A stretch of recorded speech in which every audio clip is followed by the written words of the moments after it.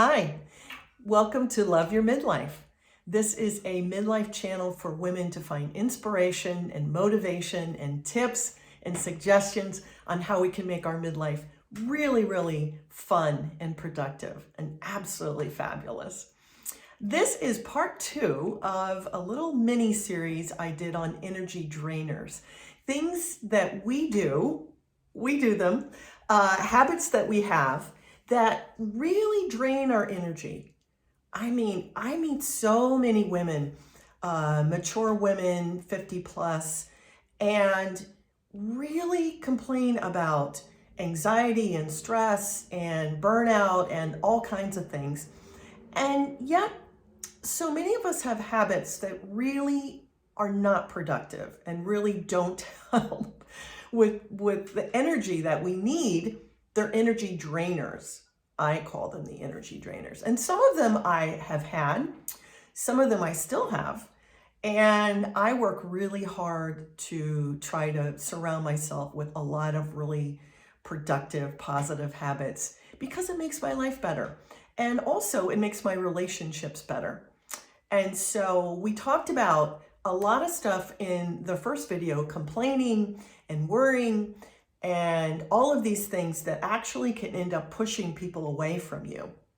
Your partner, your spouse, your children, your friends. So really have a heightened awareness to some of these habits and whether you do them or not, because so many people do them and even aren't aware that they're a complainer or they're a worrier or, there's just a people pleaser. There's just a bunch of them. So I did want to talk about being a people pleaser.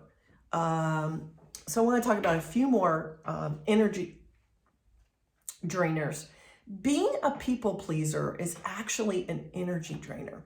And you would think that it's not. Well, isn't it a wonderful thing that I go around and I try to help people and make people happy? And actually, it's really dysfunctional. It's wonderful to do things for people. It's different if your motive is constantly needing to please others, especially above yourself. You want to be liked more. You want, you're getting something out of it if you're a people pleaser. But I can tell you right now, most of us have a boundary. And a healthy boundary is not putting other people before yourself. And I know that's hard for women and moms, but it really is the truth. Trying to please everyone all the time is nothing but exhausting. It's totally exhausting. It's one thing to do something nice for someone. It's another thing to feel like you constantly need to please people all the time. And a lot of these people are like middle children, always trying to keep the peace, the middle child in the family. A lot of times it can be, maybe you didn't have a good relationship with your parents, so you feel like you're always looking for that recognition from other people. That's also pretty negative too. If you're looking for recognition from other people, that shows that you have a chip. A dent, if you will, in your self-worth and your self-esteem. So think about putting you first. Think about what's most important to you. And it's not about putting other people first. It's about putting you first and knowing that it's great to do nice things for other people, but not at your expense and not at your exhaustion, trying to make that work all the time. The other thing I wanted to talk to you a little bit about is something that I actually used to do. And I used to be one of those people that got wrapped into the drama of gossip. And I've since learned that I think it's just borderline evil to gossip. I really think it's bad. It's bad for you, and it's not healthy for the other person. And of course, it's horrible for the person that's being gossiped about. And a lot of times we think it's kind of harmless to listen to a story or get pulled into someone else's drama, but it's really not harmless. It's not. It's not good for you. It actually creates a lot of anxiety. Have you ever met someone where they come up to you and they tell you way too much information about someone else? That's gossip. And also, now you know something you probably really did not want to know. I've had people come up to me and tell me about the sex life of someone else. Oh, did you know she was into this? I'm like, I don't want to know that. That's not something that I want to know. So remember, a lot of people that are involved in a lot of gossip are fairly toxic, insecure, unhappy, dysfunctional people. And that's why it makes them feel better to talk about people. The other thing that's really important to remember about gossip is the person that comes to you and is gossiping, they're going to gossip about you. That's how it works. They're emotionally so insecure. And so you're going to get talked about too. So try not to fall into that trap.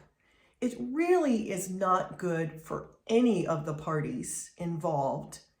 And look for and find friends and relationships where their biggest goal in life is to be the most unbelievable person. And their goal in life is to raise others up. That's a healthy person. That's the kind of person that you probably want to be around.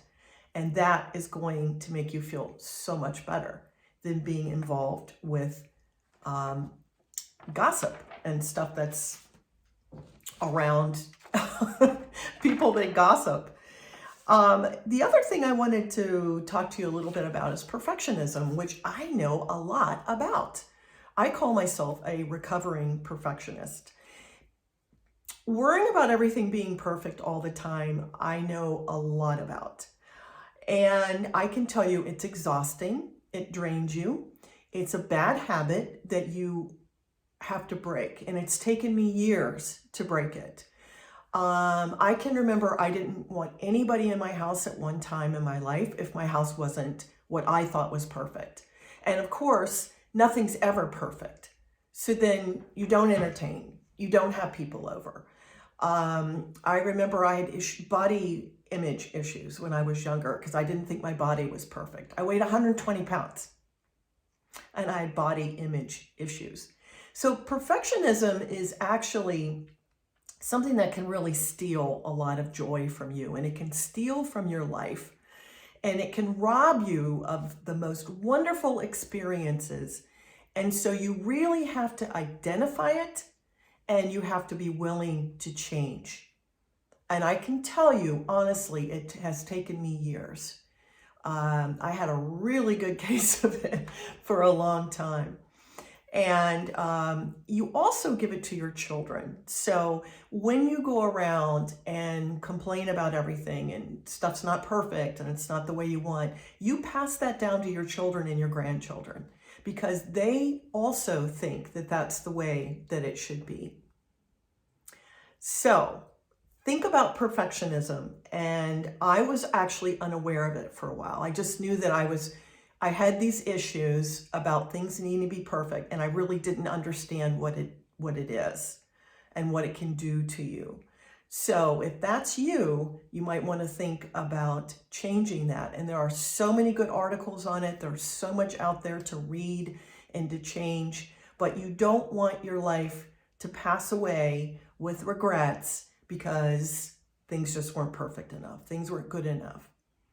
I hope these energy drainers have helped you today. They've had getting a handle on these energy drainers, it's a mouthful, has had a huge impact on my life, and changing some of these habits around has had a huge impact on my life. And I can tell you, I am calmer. I navigate towards different people now than I used to. These are things that I have identified in my life, the ones that I did not like, and have changed them because it was really important to me. And we need all the energy we can get. That is for sure, especially as we get a little bit older. So anyway, I hope you think about this. Please comment below. Please let me know if you like my videos. And make sure that you subscribe to the channel because I'm looking forward to sharing more time with you. Thanks. Bye, loves.